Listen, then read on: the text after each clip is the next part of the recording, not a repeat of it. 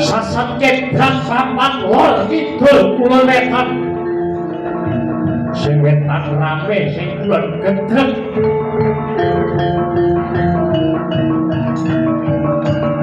pambengoke kawula cilik sing wis padha percaya karo wakile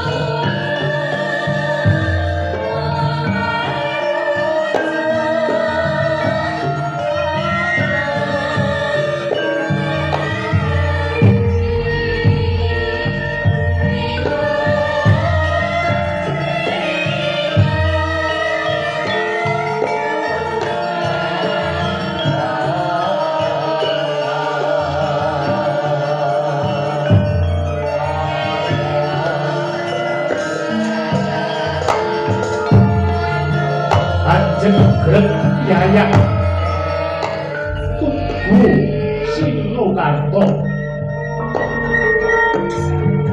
lah kok menika satria ingkang dadi lananging jagat lan curing dawana nggih satriya Pandhawa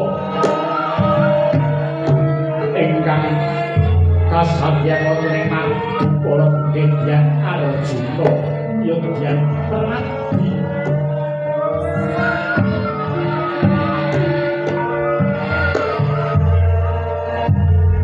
nalika semono mriyaosaken kahanan getering swasana pramulamu ngadeg meneng tangguh-tangguh sutaning liya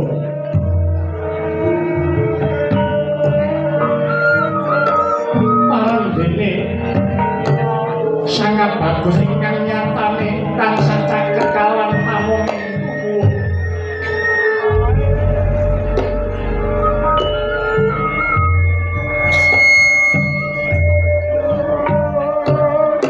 bila-bila rere sang Arjuna genira bawa rasa kalawan sagunging para kawula dasih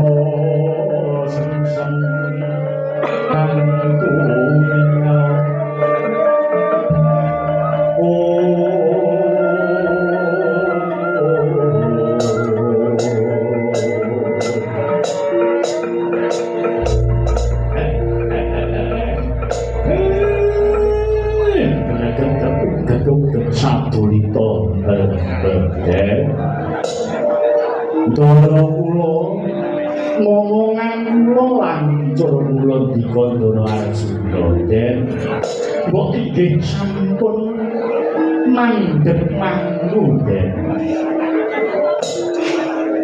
manglajengaken tanggung jawab sampeyan tanggung jawab dika dadi pangarsaning para kawula sampeyan iku sampun kebacut saguh dadi satriya mongko sing jenenge jiwa satriya niku jiwa tetulung ya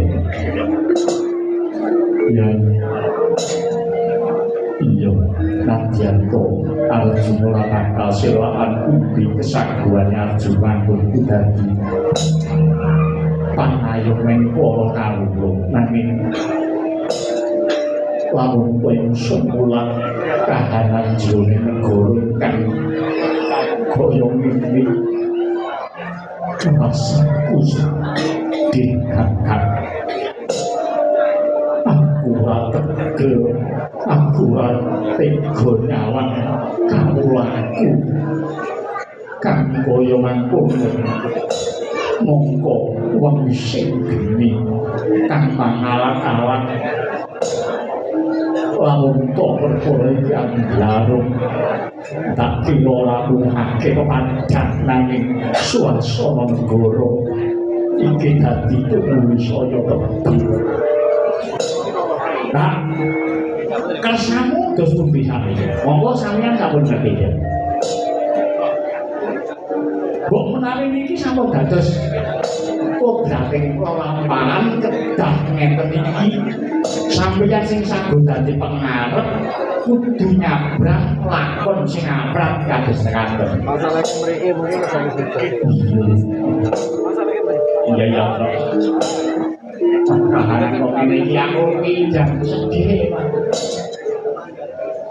Pati-pati pahalane kok ngintik-ngintik. Lah iya. Aku yo arep nyanyi rasane iki riku kewo. Kanthi bingung. Monggo kemajuaning zaman, kemajuaning teknologi iki awake dhewe kudu pinter milah lan milih. Ojo krungu perkara-perkara sing kabar kabur kebune sakniki iki kabar wong kaya kae.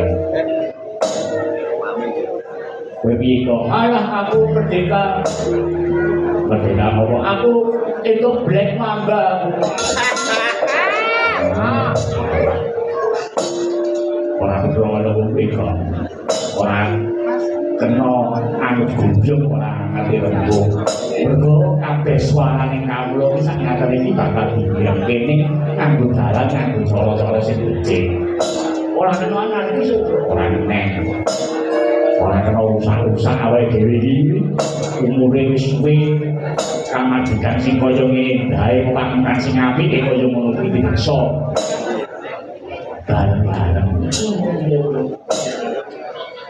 Lajeng berikut dan angka sampeyan dia Ismar ngomong dari itu alam bagong ciptane ngerasaku dinikan bakal membran sopo kasabrian orang akal bali ciptane nganti kuat mungku pengen poyo toyo wening aku mau kepingin golek ombu sodo tumrap wiyo gini negara kui kiai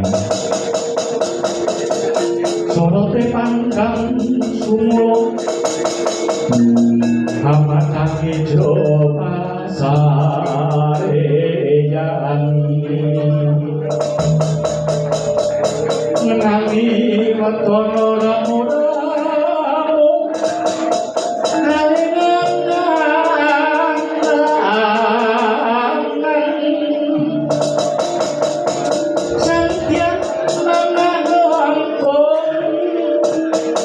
sungkem guling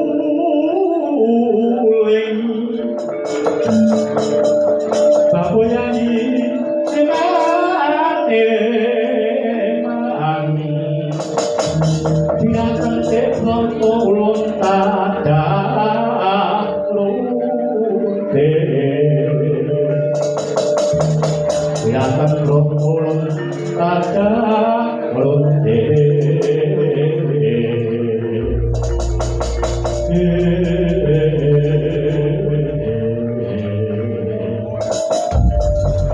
kula trombani saking biyan den. Bapak sampeyan badhe wonten picaket kula tebi. Kula tetep turi wonten sak wingking hati. Manglajengaken gegawan sampeyan anggenipun sampeyan sampun saged dadi pamonging para kawula. Sampeyan sampun saged dadi wakiling para kawula kali mugi-mugi enggal wedhak kanugrahan wadyuning pamong tumrap dadi Raden Praji.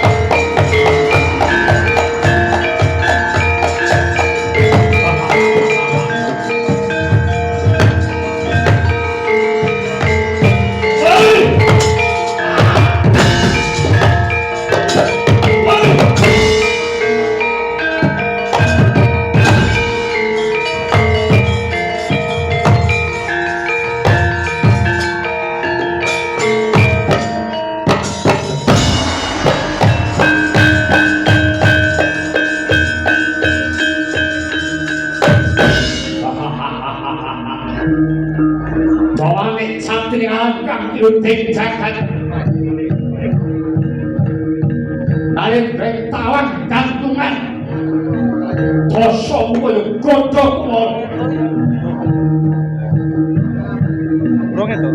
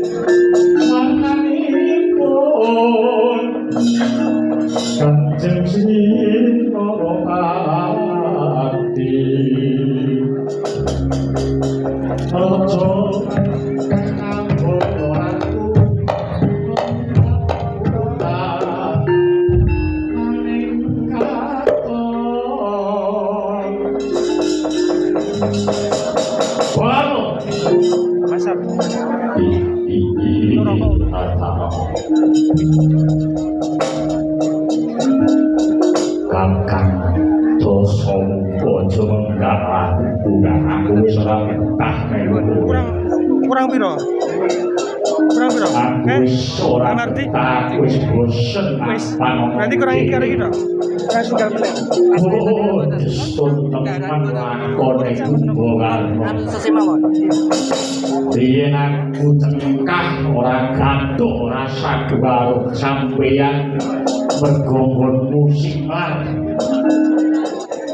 sowan rang-rang pacak kowe nyolong bojone Rama Wijaya tak penggak aku mbok seneng aku mbok tundung kasane aku kon maju perang. Najan kok aku maju nalika ora mbelani kowe. Karep aku maju perang mbelani negara kuwi wetene bareng aku wis mati direncang dening kethek. Aku dikeroyong kethek-kethek Koncowanti matiku dadi sukma nglambrang kaya ini. Aku isih cedhak karo kakangku sing nyatane selawase urip nganti tekan pati ora kapok rasane. Wono. Opo kuwi tandane katusane dosa muga karo dulur-dulur iki lahir batin bukti nyatane orang mapan kali kowe urip oleh Joko Lumo tak jatuh mati dari sukma aku karo kowe sing barengan kok nyatane iki mapan ning swarga tundha sanga iki jroning kasuwargan makane opo aku isih dadi ratu kamulah wakeh nayang aku jangkep lan aku disebol lagi adiku kabeh sing banget tak pesane iki tandane swarga kumpul karo kowe ngerti ora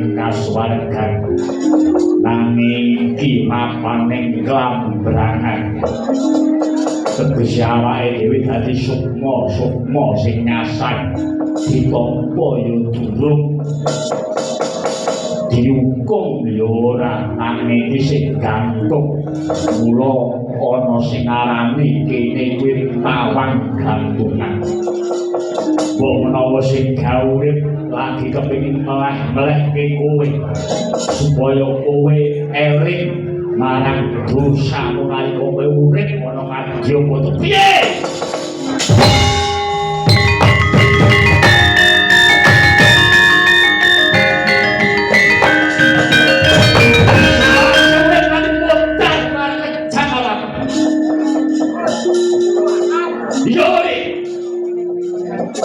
nyatane kowe semono wani nyidra marang Dewi Sita nganti negaramu bubuk rusak kawulamu dadi korban bar yen aku wis pegah wis bosen jelas ke apa sing dadi karepku nyatane adatku goblok ae ngambil rewangi dedel duwe negaraku rempuk mergo kapercayaan atiku aku kudu bisa nggawa Widowati yen aku bisa bojo Widowati ora mung aku sing bukti nang sak negaraku sak kawulaku dulurku kabeh bisa nyapa nanging oleh tasik sariki aku wis moh cedhak karo kowe aku kepengin mati nanging patiku sampurna mula penak-penak lan tutup-tutup nekarepmu aku arep golek pangruwatan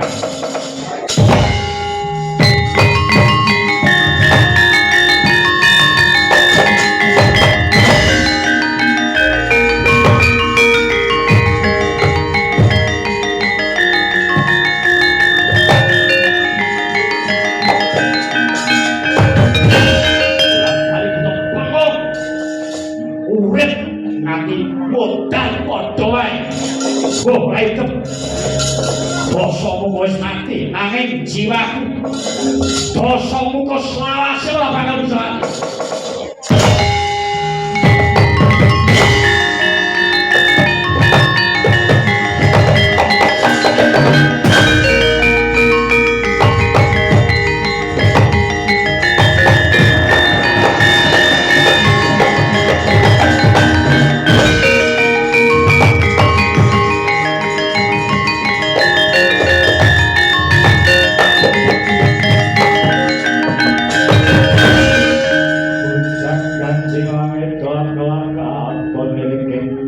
alis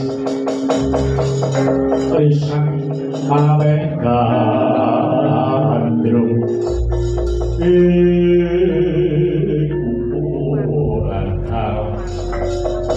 duwe dulur tuwa sing tanggep dadi gantine bapa marang dene atos atine ngungkul duwe dulur nom bae dipisahake karo lakon Gunawan kowe isih urip apa wis